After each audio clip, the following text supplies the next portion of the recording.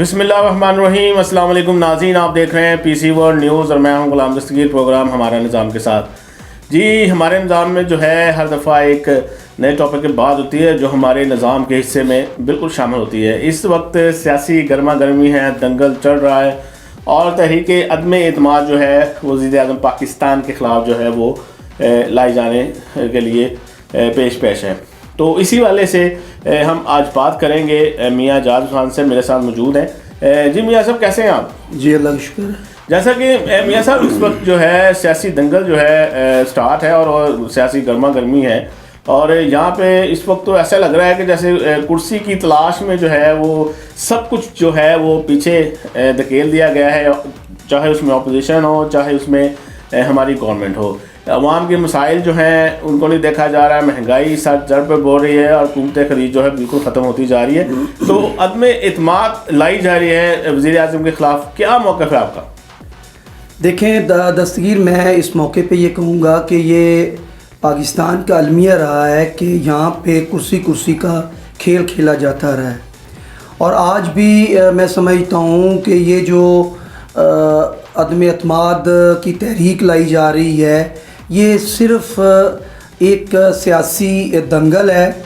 और मैं तो यहाँ तक ये कहूँगा कि ये नूरा कुश्ती है, जैसे हमने रेसलिंग कुश्तियों में देखा है कि वहाँ पे जो है वो बाकायदा टारगेट किया जाता है कि जी कौन से राउंड के अंदर हमने क्या करना है और आपने क्या करना है, आपने हेडलॉक लगाना है, आर्म लॉक लगाना है, क्या लॉक लगाना है।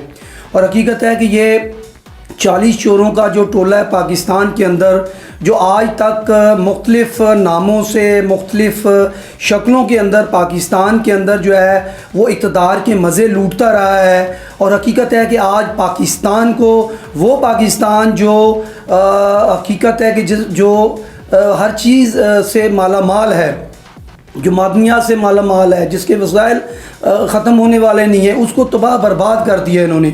मैं समझता हूँ कि ये 4 साल के बाद ये अदम एतमाद लेके आ रहे हैं। क्या पहले ये सोए हुए थे? क्या इनको पहले नहीं पता था कि पाकिस्तान की जो आवाम है, महंगाई है, बेरोज़गारी है और जैसे कई मामला जो हुकूमत जो वो कर रही है, क्या उसके ख़िलाफ़ पहले आवाज़ इनको बुलंद नहीं करनी चाहिए थी? आज जब इंतखाबात बिल्कुल करीब हैं तो ये भी अपने पॉइंट स्कोरिंग जो है वो कर रहे हैं। मैं अगर हुकूमत की बात करूं तो हुकूमत भी आज जहां अपोजिशन धरने दे रही है, जलसे जुलूस कर रही है और इस्लामाबाद पे चढ़ाई करने की बात करती है, वहाँ पे आपके मुल्क का वज़ीर आज़म जो जिनकी आज हुकूमत है वो भी बड़े बड़े जलसे जो हैं वो कर रहे हैं और ये दावा कर रहे हैं कि जी मैं 10 लाख का जो मजमा है वो इकट्ठा करूँगा। भाई 10 लाख का मजमा आप ना इकट्ठा करें ना, आप वो जो आपके जो असम्बली के अंदर जो आपके एमएनए बैठे हैं अब उनको इकट्ठा करें ना जी। 172 की जरूरत है, उनको 10 लाख की जरूरत नहीं है। ये तो एक सियासी दंगल की तरह एक सियासी स्टंट है। अच्छा, इस वक्त हमारे साथ जो है पीपल्स पार्टी के मरकजी रहनुमा फैसलाबाद जो हैं चौधरी उमर आज़ाद जो हमारे साथ मौजूद हैं। आइए उनसे बात करते हैं अदम एतमाद के हवाले से। जी उमर साहब, क्या कहेंगे आप इस बारे में? इंशाअल्लाह ताला वो कामयाब हो जाएगी। हुकूमत की हरवे जो भी हैं वो नाकाम होंगे क्योंकि हुकूमत ने एक तो बहुत लेट से बुलाया है असम्बली का इजलास जानबूझ के। हालांकि वो कहते थे कि हम फौरन बुलाएंगे, अब अदम एतमाद लाओ हम फौरन इजलास बुलाएंगे, लेकिन इजलास को उन्होंने बहुत लेट ले गए हैं ताकि इस दौरान वो अपने कोई कार्रवाई कर सकें। लेकिन इंशाअल्लाह ताला जमातें मुतहिद हैं और इंशाअल्लाह ताला ये अदम एतमाद जो है वो कामयाब होगी। अच्छा चौधरी साहब, इसमें जैसा कि इस्लामाबाद में 10 लाख लोगों का जो है मजमा इकट्ठा करने जा रही है पीटीआई और उधर से मौलाना फजल रहमान ने भी कहा है कि हम भी वहाँ पे 23 मार्च से धरना देना शुरू करेंगे, तो क्या इसमें पीपल्स पार्टी जो है वो पीडीएम का बनेगी साथ, जैसे कि मौलाना फजल रहमान ने कहा कि जाके वहाँ पे धरना दिया जाएगा? इंशाअल्लाह हम हवाला दस्ता होगा, हमारा जो जुलूस होगा वो लीड करेगा सबको इंशाअल्लाह ताला, हम साथ हैं उनके। जी मियाँ साहब, जैसा कि उमर दराज साहब बता रहे थे कि इंशाअल्लाह अदम एतमाद जो है वो पूरी तरीके से लाएगी और इमरान खान जो है उसको है जो शिकस्त का सामना करना पड़ेगा। इस बारे में क्या कहते हैं कि वाकई ये अदम एतमाद हो जाएगा? देखिए, मैंने जो माजी के अंदर हमने देखा है अपोजिशन की जो हालत है کہ پاکستان کے اندر کبھی لوگوں نے چھانگا مانگا کی سیاست بھی دیکھی کہ ایم این ایز جو ہیں وہ ان کو اٹھا کے آپ چھانگا مانگا میں لے جاتے تھے. آج وہی ہارس ٹریڈنگ کی بات کرتے ہیں وہی لوگ جو خود یہ سارے معاملات کرتے تھے. اور حقیقت ہے کہ آج بھی خرید و فروخت کا جو سلسلہ ہے وہ جاری و ساری ہے, اور کسی کو پیسوں کا لالچ دیا جا رہا ہے تو کسی کو جناب وزارت کی بات کی جا رہی ہے. اور میں سمجھتا ہوں کہ جب بھی کوئی بل اپوزیشن کی طرف سے اسمبلی کے اندر آتا ہے تو اپوزیشن کے ہی لوگ جو ہیں وہ کئی لوگ جو ہیں بڑے نامی گرامی لوگ جو ہیں وہ جب ووٹ کاسٹ کرنے کی باری آتی ہے تو وہ فلور سے غائب ہوتے ہیں. تو اس کا نتیجہ یہی ہوتا ہے کہ وہ خود یعنی گورنمنٹ کی حمایت کے اندر وہ جو ہے وہ اسمبلی کے اندر نہیں آتے. تو میں یہ سمجھتا ہوں کہ یہ سارا ٹوٹی ڈرامہ ہے. قوم کو مہنگائی بے روزگاری سے ہٹا کے یہ گرما گرمی جو ہے وہ ایک ایسا شو دکھایا جا رہا ہے کہ جس کے اندر عوام جو ہے وہ میوے خرگوش کے مزہ لینا شروع کر دیں, وہ ان کی ساری جو ادھر ہو جائے اور مہنگائی جو ہے وہ ایک طرف. جی بالکل, آپ کے کہنے کا مقصد یہ ہے کہ عوام کی جو ہے وہ ساری توجہ ہے اسی ٹاپک پہ ہو, صبح شام عدم اعتماد وہ اپنی جو ہے مہنگائی کی جو ہے وہ بھول جائیں گردن یہ کردار. اچھا میاں صاحب, عدم اعتماد چلتی رہے گی, لیکن آپ دیکھیں کہ جلسے جو ہیں وہ جاری ہیں. عمران خان صاحب بھی جلسہ کر رہے ہیں اور اپوزیشن بھی جواب میں جو ہے وہ لوگ اکٹھے کر کے جلسے میں یا پریس کانفرنس کرتے ہیں, لیکن اس میں جو ہے اخلاق کا دائرہ جو ہے وہ بہت کم ہو گیا ہے. اسے اخلاقیات سے گر کر گفتگو, ایک دوسرے کو تانے بازی, ایک دوسرے کو الزامات اور ایک دوسرے کے نام بگاڑے جا رہے ہیں. حالانکہ قرآن شریف میں واضح طور پہ منع فرمایا گیا ہے ایک دوسرے کے نام کو بگاڑنا. تو ایک طرف تو چلیں اپوزیشن کو تو ایک علیحدہ ہم رکھ لیتے ہیں.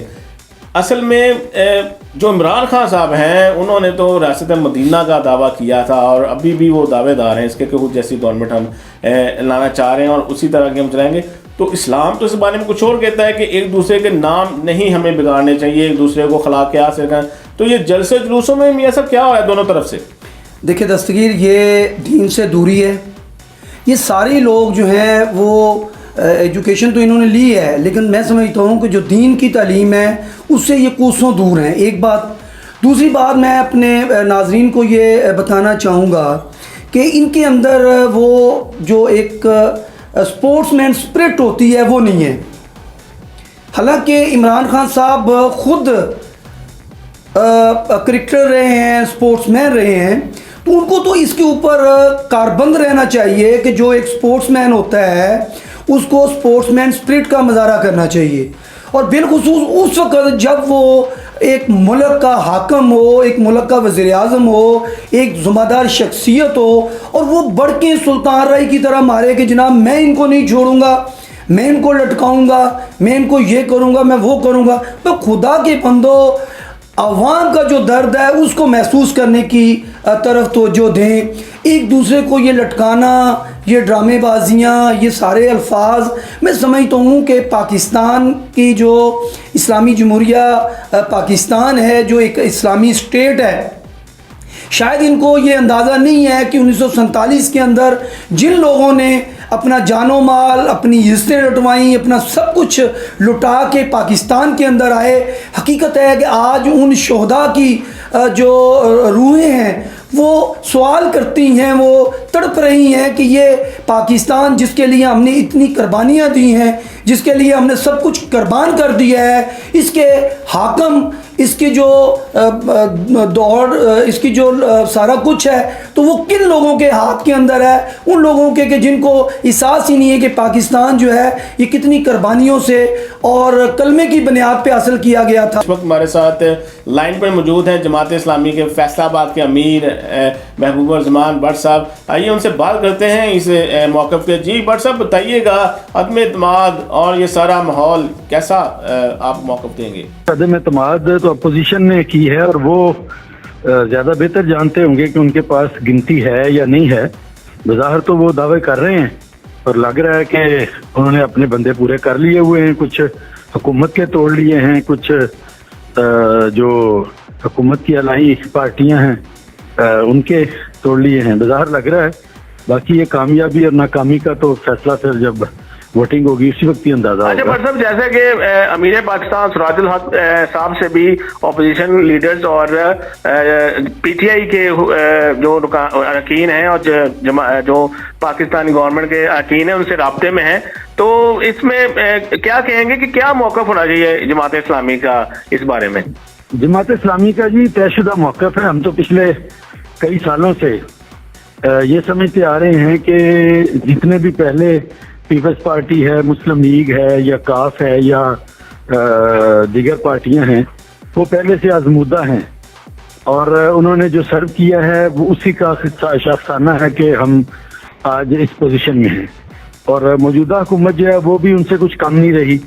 महंगाई जिस तरह बढ़ गई है और जो बैड गवर्नेंस और करप्शन और गोया कि ये तमाम बड़ी पार्टियां जो है वो इनमें कोई भी इस काबिल नहीं है कि वो पाकिस्तान की क़यादत का फरीज़ा सर अंजाम दे सके। अच्छा, लेकिन हम समझते हैं कि जी मैं सवाल ये पूछना चाह रहा था आपसे कि जैसा कि 23 मार्च से मुख्तलिफ जो जमातें हैं वो धरने की तरफ जा रही हैं, कुछ कराची में भी तरीके लब्बैक का धरना भी 24 को हो रहा है और 23 को फजल रहमान साहब भी और फिर 27 को पीटीआई, तो क्या इन धरनों में जमात इस्लामी भी शिरकत करेगी? जी नहीं, क्यों करेगी। हम तो ज़ाहिर है कि हमारा मौक़िफ़ इनसे अलग है। हम इन सारी पार्टियों को पाकिस्तान के मसाइल का हुकूमत और अपोजिशन इनको जिम्मेदार समझते हैं, तो हम इनके साथ क्यों जाएंगे। हम तो अपने तौर पर अवामी अवेयरनेस के लिए और हुकूमत पर दबाव बढ़ाने के लिए कि वो अपने वादे पूरे करे और महंगाई कम करे, स्टेट बैंक का फैसला वापस ले और दीगर जितने भी मसाइल हैं उनको हल करे। तो हम तो एक अवामी मूवमेंट के तहत हम ये धरने कर रहे हैं अपना मुख्तलिफ शहरों में। 101 धरनों का जो मामला है और वो अभी तक चल रहा है, फैसलाबाद में भी हुआ था, तो हम उनके साथ हरगिज नहीं है। जी बिल्कुल नाज़रीन, ये थे हमारे साथ जमात इस्लामी के फैसलाबाद अमीर महबूब भट्ट साहब। उन्होंने अपना मौक़िफ़ दिया कि जमात इस्लामी जो है वो अपोजिशन के साथ बिल्कुल नहीं है, इनका अपना एक अलहदा मौक़िफ़ है, क्योंकि ये जो अपोजिशन और जो गवर्नमेंट है इस वक्त कुर्सी खेल रही है और हमने तो इस्लाम का निज़ाम यहाँ पे लाने के लिए हमेशा से जंग की है। जी नाज़रीन, ये था आज का प्रोग्राम। अगले प्रोग्राम के लिए मुझे और मियाँ साहब को इजाज़त दीजिए। अल्लाह हाफ़िज़। पाकिस्तान जिंदा।